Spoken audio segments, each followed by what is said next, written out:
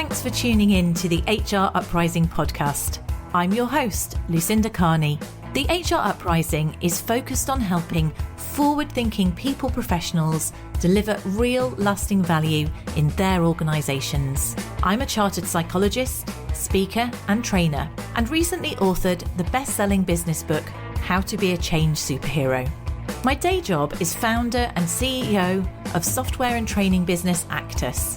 This gives me the opportunity to work with other businesses like yours. We are focused on building a better workplace for people wherever they are located, with the help of our performance, learning and talent management software and our training and consultancy services. Every week on the podcast, I will be covering different topics and challenges, joined by relevant experts and real-life people professionals. Thank you so much for tuning in. I really hope you enjoy and get value from this week's episode.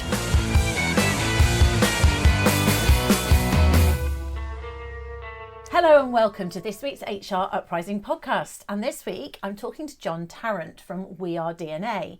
And the topic that we want to explore is one that I haven't covered for some time. We want to talk about the employee value proposition and why it is so important in 2026. John, over to you. You explain what you do and we'll perhaps move on to that topic straight away. Great stuff. Thank you. And thank you for having me. So, my name's John Tarrant. I'm the founder and managing partner of DNA. We're based in Bristol. We cover the UK, cover the world from Bristol. And we help clients find, keep and engage the staff they need to make their business successful. And a large part of that is we're very much thought and practice leaders in all things EVP and employer branding to drive the business results that that particular client needs. And we deal with clients from 50 employees up to tens of thousands. And I know the way you approach it is a little bit deeper than just marketing. So we're not talking about just some pretty marketing we're putting out there. We'll look at this in a deeper way. But perhaps before we go there, why are you so passionate that it's particularly important now in 2026? The EVPs have moved on. The rate of change in the talent market is now moving faster than any time that I can remember. And from an EVP point of view, it's not fluffy HR, it's good business practice. So, what's the Jack Welch quote? If the rate of change in the external market is greater than that within the organization, the end is nigh, or something like that.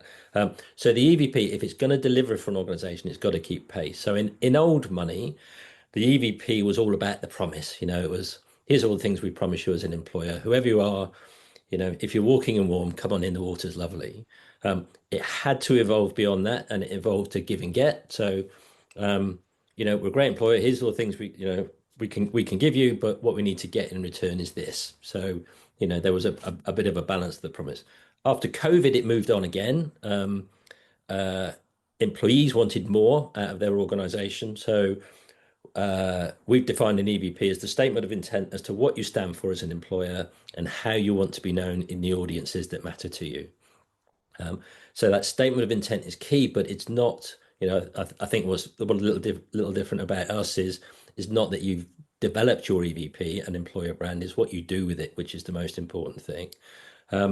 So from a historical perspective, EVPs and employer brands have always evolved because they deliver good business change. Why is it so important in 2026? Well, I think there's probably there's two aspects to it, or two drivers, if you like. From an employee's point of view is number one, employer's point of view is number two. Now more than ever, since COVID, hybrid working, drop in trust, employees' relationship with work, the workplace, and their employer has changed significantly. We see it. We start all of our EVP and employer brand processes with a deep dive diagnostic, and we're seeing it now more than ever. Employees have greater expectations of their employer. They're expecting the employers to step up and show up, to give them meaning in their work. They want challenge and fulfillment. The employees have to buy the employer's brand every day, and they expect it to be served up to them in a way that doesn't just reward them, but it also fulfills them. It challenges them, it rewards them. Now more than ever, employees want a sense of belonging. They want to be trusted. they want to work for an organization that shares their values. And that's not just the workforce as a whole. When we see the new generations coming to the workforce, they're almost the most extreme element of this, that, they will not work for an organization that doesn't share their values. And also what we're seeing in old money, if we were doing research pre-COVID for organizations, we'd see a large body of employees who we would describe as transactional workers, where I'm a transactional worker. I turn up and you pay me, but don't expect me to love you, and please don't love me because that would be awkward. So I'm just a transactional employee. Now more and more, that there's an expectation that there will be a level of emotional engagement in everything the employee does. They want the employer to fuel their intrinsic motivators, so they fizz into work, to do the right thing at work, eager to do a good job. So the EVP is the statement of intent. It's pointless having a statement of intent if it's not backed up by evidence and action. So we always say that your EVP's got to be distinct, so it's got to be uniquely you. It's got to be authentic. So what we're selling matches the internal real life reality. And it's got to be compelling, because this thing's going to have to work hard for you right across the employment life cycle. And it, from an employee's point of view, is don't just tell me you're a great organization to work for, because words don't mean anything. You need to show me every touch point on the employee life cycle, every minute of every day is an engagement opportunity. So from the employee's point of view, their expectations have changed. COVID shifted it, which was keep me safe. I'm working from home, give me a sense of belonging, keep me connected, show me where I fit into the overall organization. There are, although unemployment is unfortunately fairly high, there are still more good jobs than there are people to do them, and employees recognize their worth. So if an employer is going to deliver an exceptional employment experience, they've got to show the evidence. So in 2026, it's really important for organizations to show up and deliver that employment experience through a cohesive EVP. But it's not just the employees who are driving it in 2026. From an employer's point of view, they're now recognizing that if not now, then when are we really going to put our sort of flag in the sand and say, this is who we are, this is what we stand for. Organizations understand the business cost of poor recruitment more than ever before. They understand the business cost of high attrition, particularly early attrition. They understand the business cost of low engagement. They understand the business cost of mediocre leaders and managers. And they recognize that an EVP program that's well researched, well delivered, and well implemented will show where the unnecessary waste and cost is and how it's fixed. So you're talking about something that's really it's really intrinsic to the organisation. So it's not just about messaging, but it's actually about making sure that let's say it's a set of values, or that you're reflecting as an employer, that throughout the employee life cycle, throughout the business processes, that's noticeable, that the employees can recognise and feel it.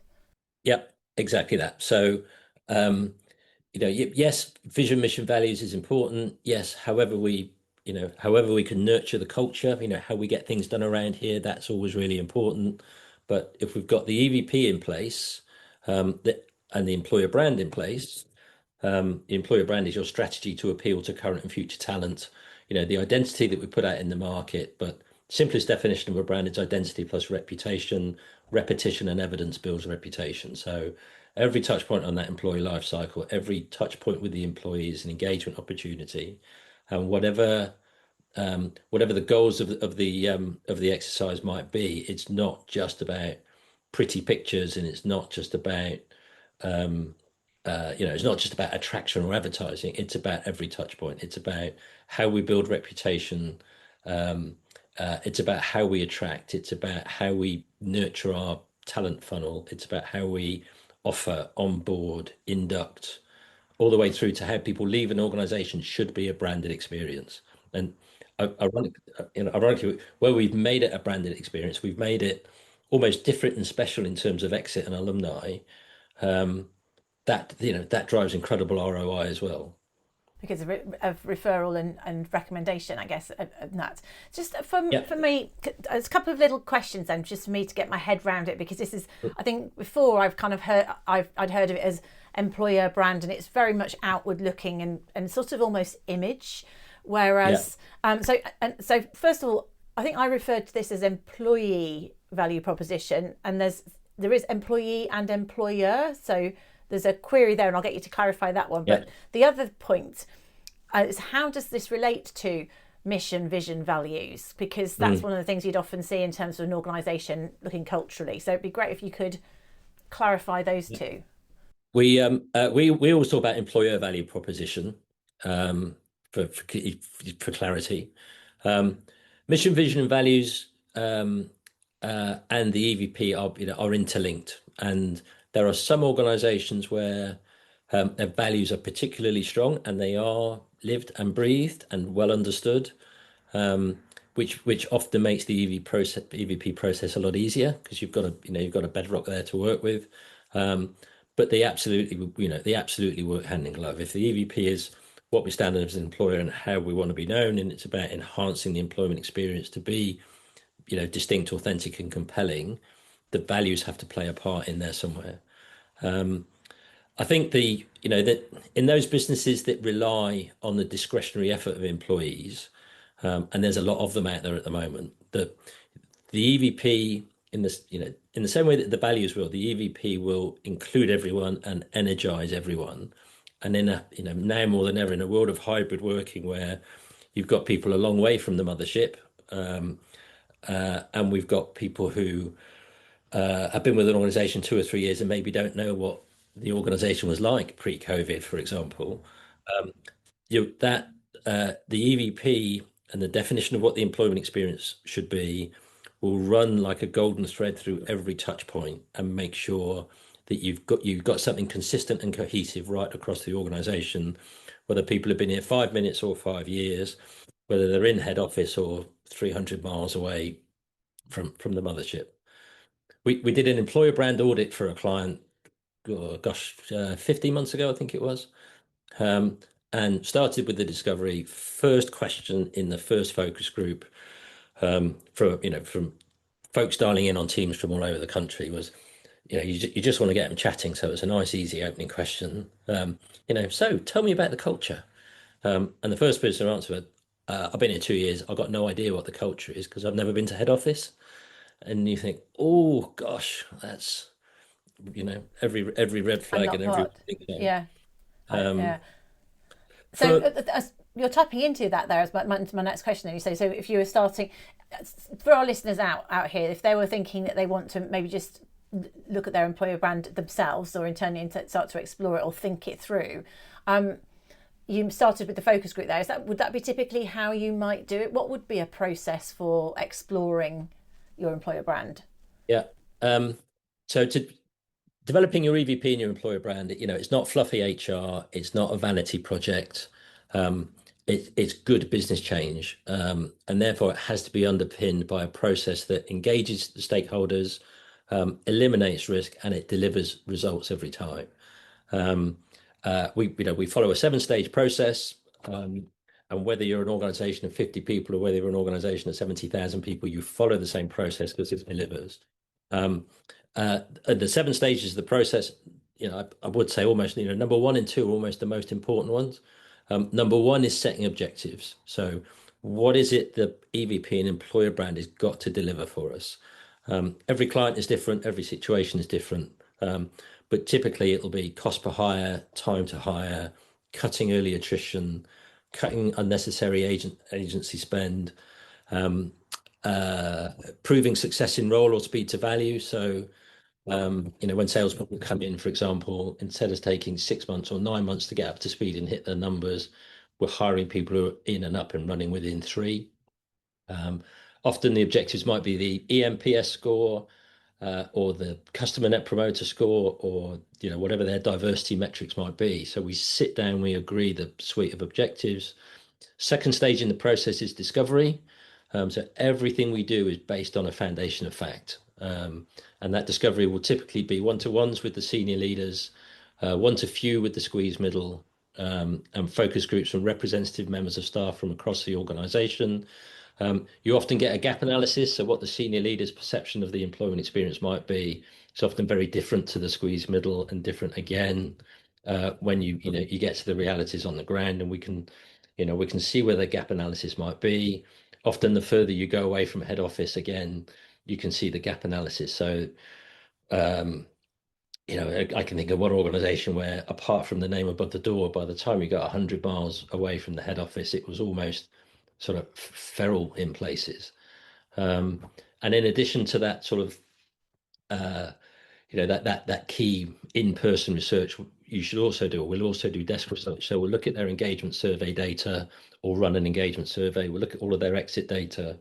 We'll do social media audits, career site audits, competitor review, interviews with their recruitment agency partners. So what you get is this rich data bank from which you can then sort of interpret the data, look at where the early opportunities might be, because when you're delivering an EVP, often culture change relies on momentum makers, and if you can find that low-hanging fruit and those early wins, that the early opportunities, that's really important. We'll play back all of that discovery to all of the key stakeholders in terms of the voice of their people. With lots of organizations, the staff have got all the answers. They just got to get the listening right, and this really helps them do that. So number one, setting objectives. Number two, discovery. Then it's about interpretation, as I said. Then it's the sort of the fun creative bit, which is the definition. So what are the pillars of your EVP? What are the words of your EVP? What's the employer branding strategy going to be? And we're a pretty flexible bunch at DNA, but our three non-negotiables are it's got to be distinct, so it's got to be uniquely you. The number of companies who go, oh, we just want to be like Apple, we just want to be like Amazon. No, you don't. You really don't. Just be you, but the best version of you. It's got to be authentic, so that what we're selling on the outside matches the internal reality, and it's got to be compelling, because this thing has to work really hard. This is for life. It's not just for Christmas. It's going to have to work hard. It's not a campaign. It's not something that's sort of up like the rocket and down like the stick. This is here for 3 years, 4 years, 5 years, as we sort of mature as an organization. Then, after the definition, you segment it, because from one overarching proposition, each sort of talent market will have different drivers. So the reason a warehouse operative might bring their talent to work for you might be different to a product development person, or a techie, or somebody in data, or somebody in one of your stores if you're a retailer. And we should have messaging that delivers on the specific positions and what's relevant to those people, so we don't have something that's one size fits all. So we what would be segment an it. example? Maybe you can get an example, like bring it to life, because so let's say you've gone out, you've kind of done your gap analysis, and you've found that, I don't know, that the perceived to be disjointed, or there's a them and us, there's a silo mentality, or whatever you might have found in terms of something that you then reflect back. What would be an example then of what the EVP would be that you're then sort of translating into the different types? Yes. So with lots of organizations, although there are elements and nuances and differences that you can recognize in a messaging matrix, 99% of the DNA as to why people bring their talent to work will probably be the same. But you've got to do the research to understand what the stem cells of that DNA might be to build the proposition. Examples on segmentation. We've done some work for a large European tech firm, and they assume that everybody, whether they're in Europe, UK, Southeast Asia, or the States, all came to work for the same reason, because they've got a really good purpose. But that wasn't true. In the head office, they've got a very strong purpose, and they've had it for a long time. They as an organization, they produce brilliant products, but they also do a lot of good with those products.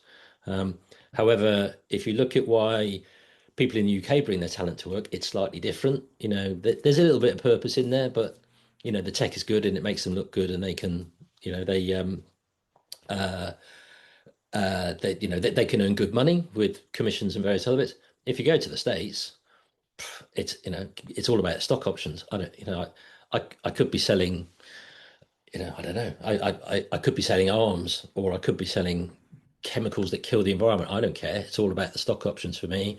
I don't care about the noble purpose. I know we do brilliant work as an organization. Um, Is that an example of this company, or is that a generalization of the States? No, that's that particular company. That's that company. Okay. But we can still develop an overarching proposition as to who they are, what they do, and how they do it, and make sure that when we are hiring in each of those local markets, we've got global consistency, but with a local feel. We did work for another European tech firm, and the reason the techs come to work in Norway is slightly different to Czech Republic, and it's different to Germany, it's different again in the UK, because there are nuances in those local markets which which we have to be aware of and speak to when we're developing the employer branding messages. So it's quite complex, I suppose, in terms of that. But I see how you went through that process, and then you're translating it. You have got some really good case studies. You were talking earlier about where you've been able to demonstrate return on investment, because this obviously is quite an investment if you're going to do it properly, as you're describing. If someone was trying to get a business, to develop a business case or to demonstrate an ROI, if someone in their organisation, what sort of things are most likely to generate that? Yeah, it's a great question. We've done more business case presentations in the last 18 months than in the previous 10 years, probably. Just because I think people recognise it's good business change. Money's been harder to come by, and lots of HR departments maybe don't have the depth of budget that they've had in the past. But that's a great opportunity for us. We love doing it. Typically, the organisations will go, "Oh, there's no budget." Okay, you don't need a budget. You don't need a budget of new money, because you're already wasting this money day in, day out through cost, over expensive hiring, too much use of agencies, too much early attrition, inefficient recruitment process, time to hire that's way too long. So when we're writing an ROI document, the first thing we do is say, look, we will increase the quality of what you do, decrease the cost, and ensure a legacy of improvement through better ways of working. And then the more explicit metrics we can put in place are cutting the cost per hire, cutting the time to hire, cutting attrition, especially early attrition, which is the bit that really kills organizations, increasing speed to value, as I mentioned earlier. So wait for hiring, say, salespeople, they're up and running more quickly. Delivering success in role across all of those areas. For some organizations, we've been able to match the implementation of the EVP and employer brand with a significant reduction in employee relations cases. We've been able to hit diversity targets, whereas before they've been unable to hit them. We've been able to measure the improvement in customer loyalty and sales through the till through the EVP and employer brand. So, through an EVP and employer brand, we can make it really clear why you're here, why you're special. Look, this is what we really want and need you to be at work. So understand your responsibilities, fulfill them in your actions, and we can see the increase in sales through the tills. And lots of other, we've got some lovely case studies where when we've gone through the EVP and employer brand process, you can see the eNPS score going up over time, and we get some fantastic ideas from an engaged and unified workforce. And I can think of one company based in South London where ideas for new products put 6 figures straight onto the bottom line, where ideas for better ways of working, again, put probably 6 figures straight onto the bottom line. And that we'd never have got those without the process. We didn't have those in the objectives to start with. It was about improving engagement, cutting attrition, improving efficiency, having clarity on the offer. But the business case typically is, the conversations that we keep having is, this is an investment, not a cost, doesn't need any new money. And we can show you it. Don't take our word for it. We can show you examples where we save them, 500 grand or £1 million in year one. And because we deliver better ways of working, they get that £1 million in year 2, in year 3, and year 4. So the business case is proven. You can't improve what you don't accurately measure. So you need to get some of those benchmark metrics in place. Sometimes they're quite hard to come by initially, but you can build them over time.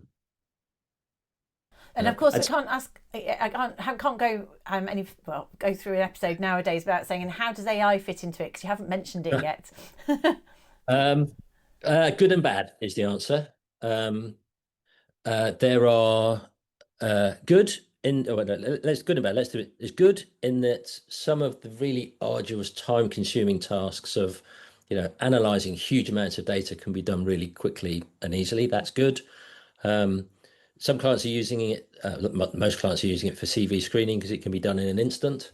It frees up, time poor HR and talent teams to maybe focus on some of the more strategic stuff rather than the admin tasks. So good from that point of view. Bad in that we talk to organizations who are flooded with applications, AI enabled and AI written applications, and they just turn themselves into rejection factories. So that's a real worry. Lots of people think they can do it themselves. They think, maybe with half an hour on Google and a bit of AI, I could write my own EVP and employer brand. And it always comes back to bite them. It's got to be distinct. It's got to be authentic. It's got to be compelling. And if you don't follow that proven 7-stage process, you will fail. However good you think and clever you think AI has been.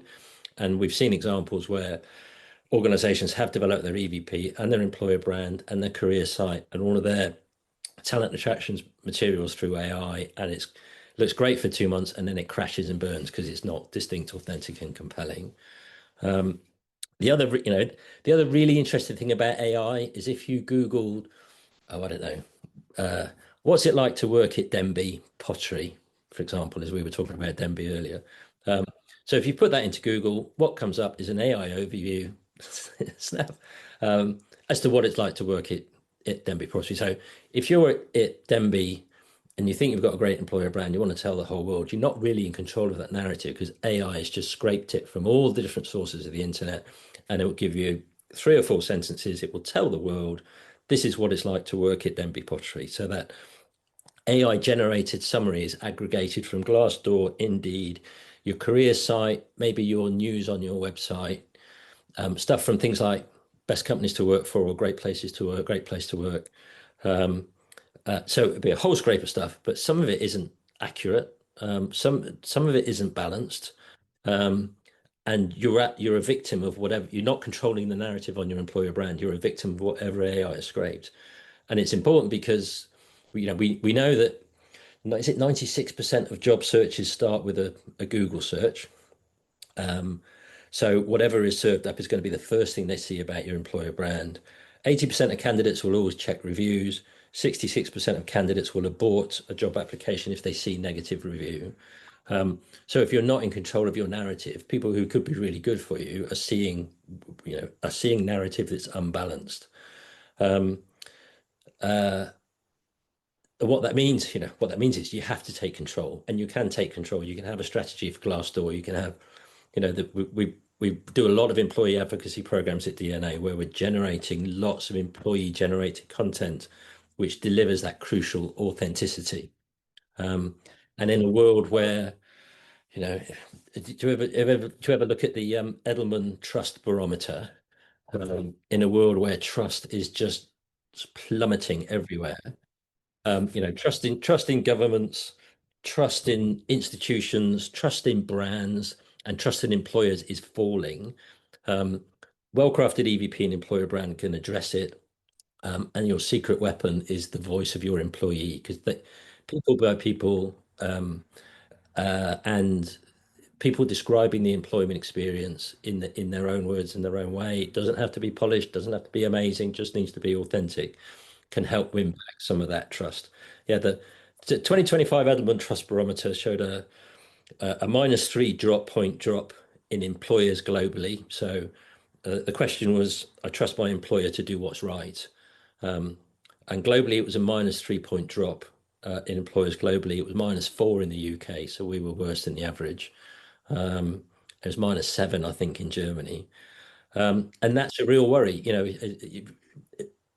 If you have an organization where trust is failing, then that sense of belonging, that inclusive feeling is and you're not going to go the extra mile, are you? Just as we sort of one of the things I just wanted to go back to, because you mentioned it, and I think it's probably maybe something to close on, whether you can turn it into sort of top tips. But you mentioned a 7-step process. Was that the process you referred to earlier when you were talking about discovery, or the Yes. going through it? It would be really good if you kind of, in order to wrap this up, give people some takeaways in terms of the top tips if they want to, what to do next if they really want to take this seriously. I think, there is a 7-stage process. So I didn't get all the way through it. So it's good business change. So it needs it needs all those elements of good business change. So you're setting objectives. It's based on a foundation of fact, stakeholder engagement. You understand, what it's going to do for the people, what's it going to do for the business, and what's it going to do for the bottom line. So I think those are the key things. It's got to be distinct, i.e. uniquely you. It's got to be authentic, and it's got to be compelling. Those I think are the most important things for me. Follow the process. Don't do it yourselves. We've had to rescue so many EVP and employer brand programs where the client has tried to do it themselves, or marketing have tried to do it. But typically you get an inadequate process. Is not distinct, authentic, and compelling, or they develop the EVP and employer brand and then they don't implement it. You have to obsess about every touch point and recognize it as the engagement opportunity. So I think the key takeaways would be follow the process, focus on those non-negotiables of distinct, authentic, and compelling. Not about developing your EVP and employer brand, it's what you do with it. And that means robust implementation at every step of the process all the way through. And there's lots of boring things like messaging matrix and job ad toolkits and tone of voice documents. Culture playbook is a gift that keeps on giving when you develop your EVP and employer brand. Managers guides, so that whether they're a hiring manager or whether they're a line manager on a wet Wednesday in Rochdale, they have to understand their responsibilities and fulfill them in their actions to deliver that differentiated employment experience. I think that what I'm taking from that there, and I suppose the mirror is where people have got values and they're just on the wall, or a mission statement is just on the wall. What you're basically saying, to do this properly, is you've got to get granular about it and getting into areas of the business which lots of people have never even thought of. So it's so much more than marketing. You say it's good business change. John, if people want to know more about that, they might want to come to you directly. So why don't you just share how people can get hold of you and website details, etc. Yep. So email is john@wearedna.co.uk. Website is wearedna.co.uk, and that's got a contact form on it. The way we operate is we're always happy to talk to people, understand their challenges, and maybe show them some of our best practice examples for other organisations, probably in their sector, who've been on that journey. And if we've got any common ground, we can go from there. That's fine. If we haven't, then that's fine too. If we've helped their thinking along a bit, then that's time well spent for us.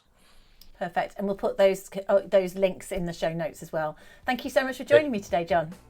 You're very welcome. Thank you for having me.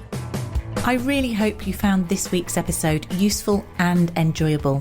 If you did, perhaps you could recommend us to a friend or colleague, or give us a review on your platform of choice. It really helps new listeners to find us. Now you can access links to any of the information mentioned in this show via the website www.hruprising.com. Further free resources are also available at www.actus.co.uk. There you can also find out more about our software and training solutions. Finally, why not join our LinkedIn group, the HR Uprising, to share ideas and collaborate with other like-minded people professionals. Thank you for listening to the HR Uprising podcast.